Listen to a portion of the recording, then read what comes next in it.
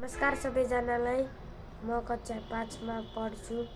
धेरै लामो समयपछि हाजिर जवाफको भिडियो लिएर आएको छु। ल बाबुलाई आज नेपाली सेनामा भएका दर्जा तथा चिन्हहरूबारे हामी यो हाजिर जवाफ गर्नेछौँ है। लामो समयपछि आएको छौँ लिएर। ल सबभन्दा नेपाली आर्मीमा सबभन्दा सानो लाई के भनिन्छ? सानोलाई फलोवर्स, जसमा चिन्ह के रहेको हुन्छ? कुम्मा पल्टनको नाम। कुम्मा पल्टनमा नाम लेखेको हुन्छ। ठिक छ, भेरी गुड। त्यस्तै गरी अनि जमदारमा के चिन्ह हुन्छ? कसरी चिन्ने जमदारलाई? सूर्य। सुबेदारमा चन्द्रमा हुन्छ।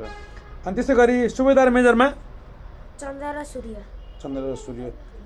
त्यसै गरी सेकेन्ड लेफ्टिनेन्ट सहायक सेनानी क्रस खुकुरी। सेकेन्ड लेफ्टिनेन्टमा क्रस खुकुरी। त्यसै गरी लेफ्टिनेन्ट उपसेनानीमा त्यता चाहिँ क्रस खुकुरी र चन्द्रमा।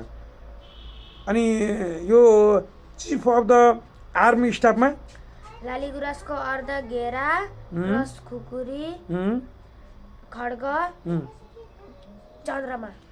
त्यसै गरी फिल्ड मार्शल अतिरथीमा लालीगुराँसको अर्ध घेरा, क्रस खुकुरी, खड्ग, चन्द्र र सूर्य। Very good. त्यसै गरी मेजर सेनानीमा क्रस खुकुरी र खड्ग। ठिक छ।